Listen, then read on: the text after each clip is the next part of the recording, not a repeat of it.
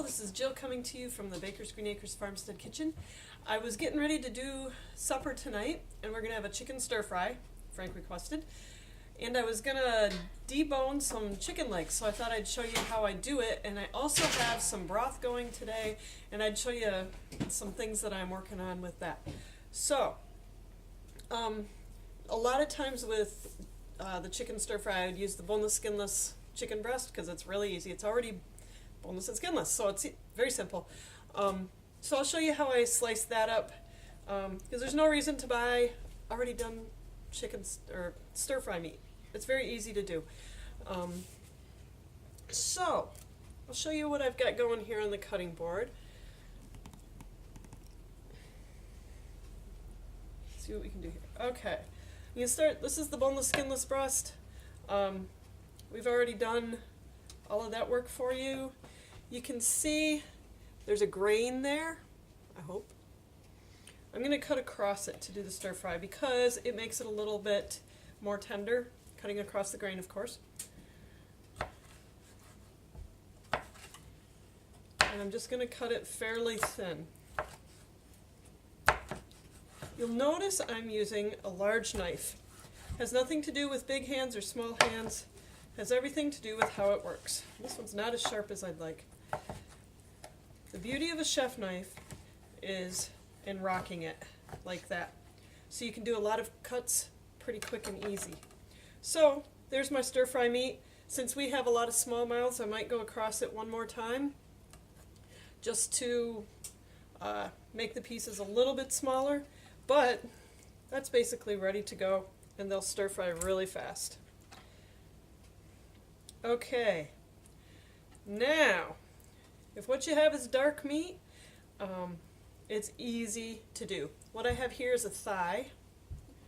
I'm going to take the bone out of this first. It's very easy. Anytime that you're cutting meat, you want to look for valleys and seams. So, right, that fat line right there is my seam on this thigh. I'm going to cut right along it. I'm trying to get the light so that it's good here for you. Cut right along that seam, and then I'm going to go down along the bone. Now, to do this, I grab my boning knife. It's a little bit smaller than the big chef knife, which excels at cutting and chopping, but when it comes to the slightly finer work of deboning, the boning knife is the tool. And all I did was start along that bone and then basically peel it right out. And I have a nice boneless thigh. I could use it like this, and I have done it, cooked it just like that when I wanted the skin. Since I'm doing stir fry tonight, I'm going to peel the skin off. I'm not throwing it away, just peeling it off. And then I've got this. Now I can slice it. If I was going to make chicken nuggets or chicken tenders, I do the same thing a lot of times so that I end up with a nice dark meat for a chicken tender. Works great. All right. And there's my thigh. Okay. You'll get to see it again. Don't worry. I have a leg here because that's what I originally pulled out. I have some dent and bents. I have a lot in the freezer. So you can pick up all of this through our website. But it just, the farmer gets the dent and bents. So that's what we've got. This one had just lost its seal, so it wasn't so pretty. Now, when I go to cut this, if I'm going to debone it, which is what I'm doing tonight for our stir fry, you're looking for a valley. So right here is the valley, right there. I'm going to cut down through it. You can see right here, that fat line right there is my seam. So I cut down through, and I'm going just on the drum side of that seam, and I found the joint right there. I've had a lot of practice doing this. I've probably done about 5,000 of these, cutting them apart. So don't worry if it takes you a few tries at first. Not a big deal. Anyone who's done it with me in the shop can tell you it takes a lot of practice to get it exactly. But that's basically in the valley, looking for the seam, go on the drum side of it, and you'll pretty much hit it. Okay, and again, I'm looking for my seam, and it's right there on that fat line. Oop, I've got my thigh backwards this time, but it doesn't really matter because I'm using my fingers on the back side and my knife on this side. My knife is pushing on the bone. I always have something between me and the knife. So in this case, I've got that big fat piece of the thigh, and my knife is staying pointed at the cutting board. So it keeps my fingers intact. So there's my boneless thigh. And peel the skin off.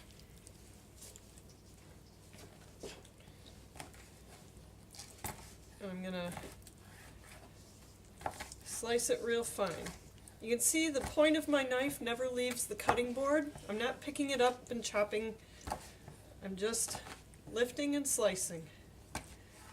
You have a lot of leverage with a chef knife to do that. And that's why they use it for that, and that's why it works out good for slicing. All right, I'm going to do the other one so you can see it again. I've got my valley. Right here is the seam. You can see that nice fat line. I'm going to cut it on the drum side of the seam. So you can see I'm staying just on that side of it. And right there was my joint. Now with the first one I cut through the joint a little bit. Not a big deal. Okay, this one, again, I'm finding my seam right here along the bone, and you'll see the end of the bone. And then you've got the end of your joint right there. So that kind of gives you your landmarks as well.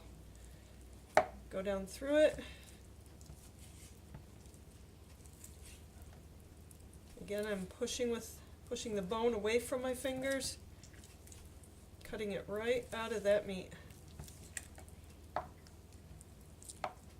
Go down, and there's a little bit of the knuckle right here. I'm going to take that off because it'll kind of complicate my slicing. The skin comes off again.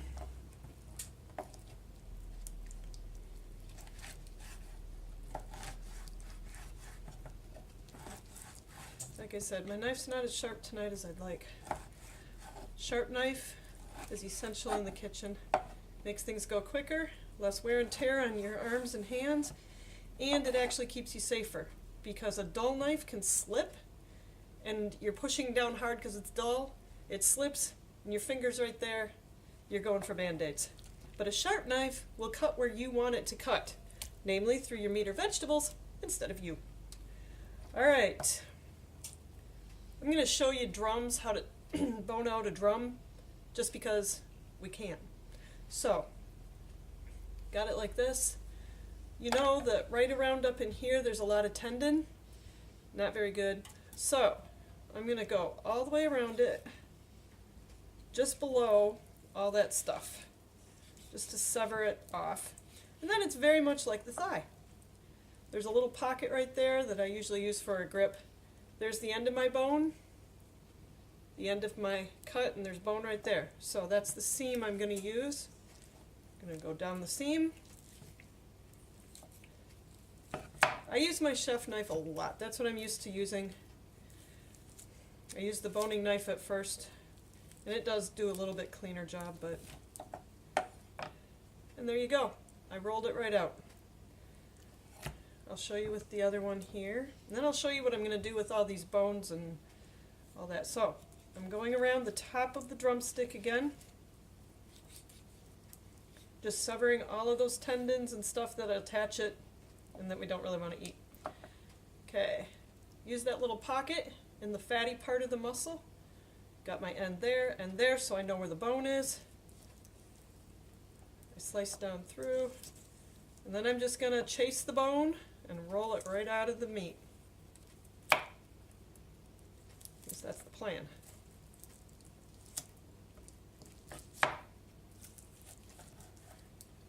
And voila, a boneless drumstick. Just like the thigh, it's usable the way it is. For tonight's dinner, I'm going to peel the skin off and slice it up.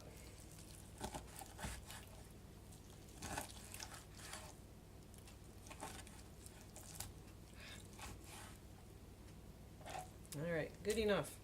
Now, over here, last night we had chuck roast and a round steak. I just did them in my roasting pan in the oven.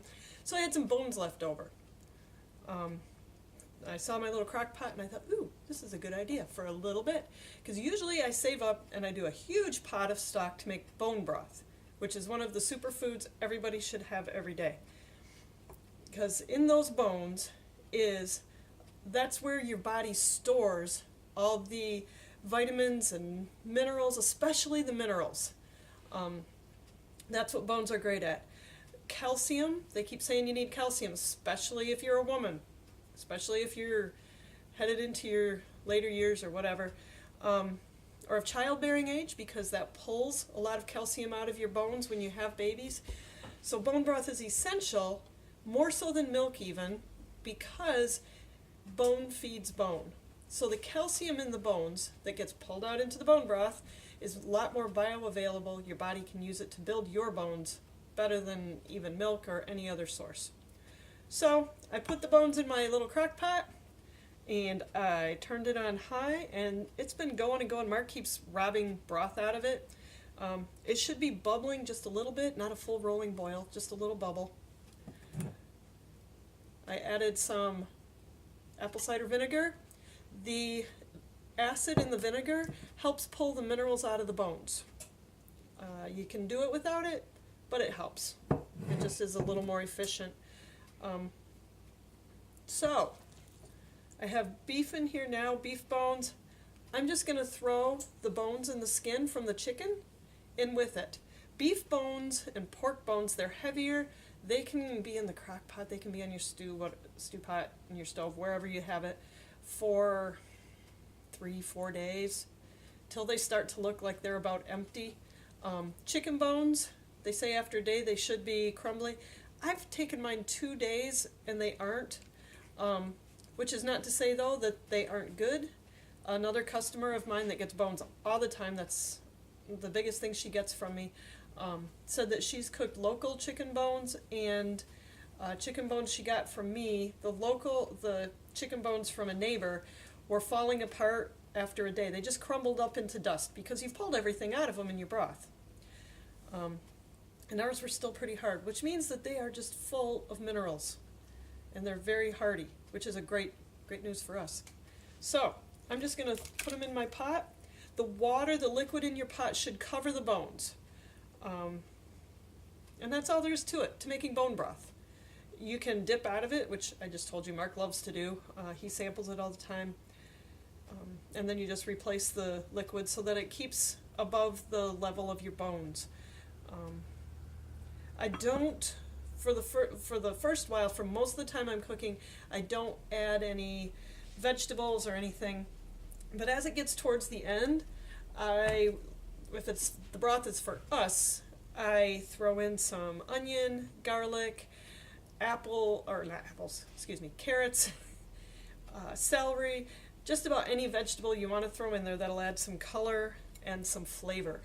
Don't ever throw salt in with your broth while you're cooking it. Salt breaks down and doesn't do its proper job.